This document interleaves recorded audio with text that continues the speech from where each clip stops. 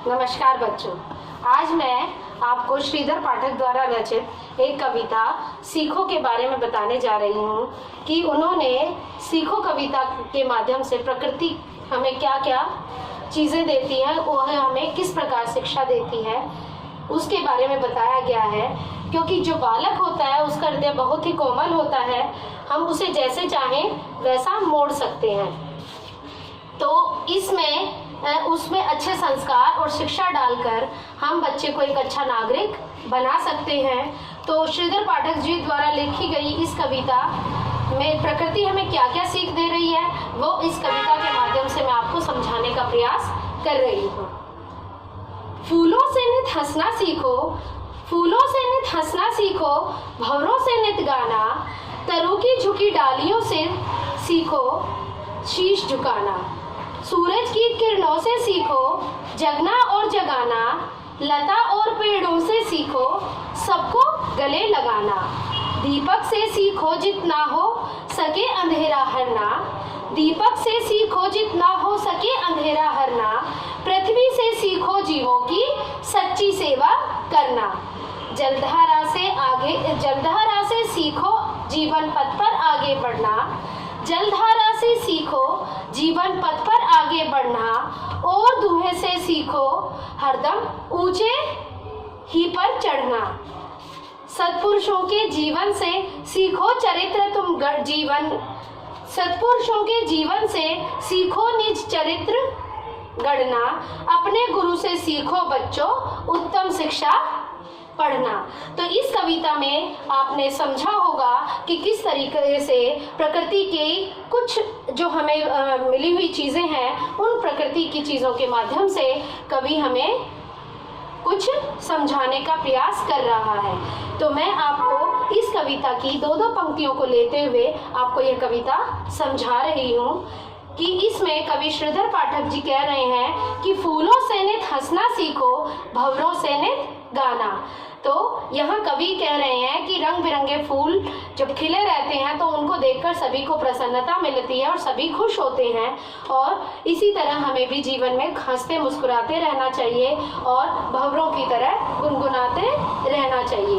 तरु की झुकी डालियों से नित सीखो शीश झुकाना, कि तरु की डालियाँ हमेशा झुकी रहती हैं, तो हमें भी ज्ञान की प्राप्ति के लिए, जीवन में सफल होने के लिए हमें हमेशा झुककर चलना चाहिए। झुककर हमें कोई ज्ञान की प्राप्ति हो सकती है और हम जीवन में सफल हो सकते हैं।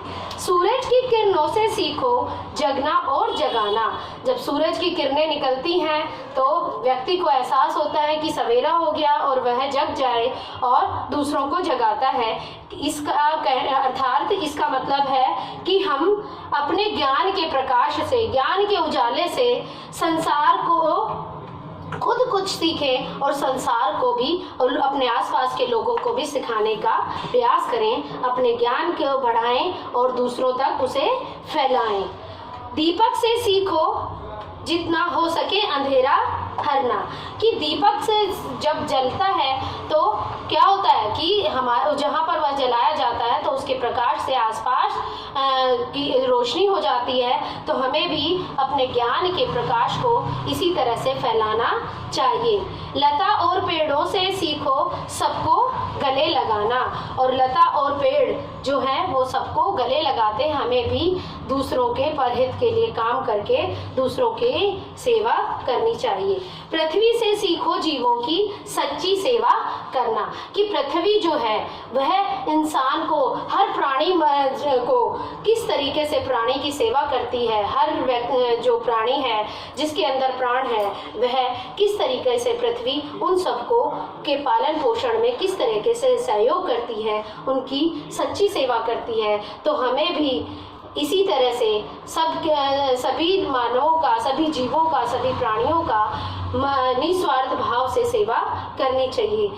जलधारा से सीखो आगे जीवन पथ पर बढ़ना, मतलब जलधारा जिस तरीके से लगातार पानी बहता रहता है, जल की धारा कभी रुकती नहीं है, उसी तरह से हमें भी अपने जीवन में लगातार प्रयास करते रहना चाहिए और आगे बढ़ते रहना चाहिए। और धुएं से सीखो हरदम ऊंचे ही पर चढ़ना, कि जब धुआं उठता है तो वह हमेशा ऊपर की ओर बढ़ता है। तो हम भी कुछ ऐसे कर्म करें कि हम भी अपने कामों की वजह से हमेशा ऊंचे ही उठते जाएं। हम भी हमारा भी सम्मान समाज में हमारे कर्मों के द्वारा माना जाए।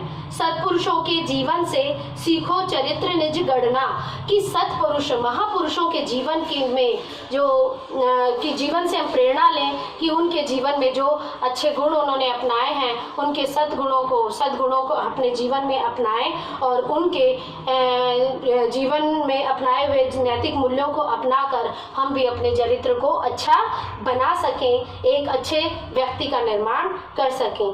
अपने गुरुओं से सीखो बच्चों उत्तम शिक्षा पढ़ना, और अपने गुरु जो हमारे गुरुजन हैं हम उनका सम्मान करें, हम उनका आदर करें और उनसे अच्छी शिक्षा पढ़ना और लिखना सीखें। तो इस तरीके से हाँ, यह जो कविता है, इस कविता के माध्यम से श्रीधर पाठक जी हमें प्रकृति की अनेक वस्तुओं के माध्यम से यह बता रहे हैं कि हम किस तरीके से अपने जीवन का निर्माण कर सकते हैं और एक अच्छे व्यक्तित्व का निर्माण करने में यह हमें सीख देती है।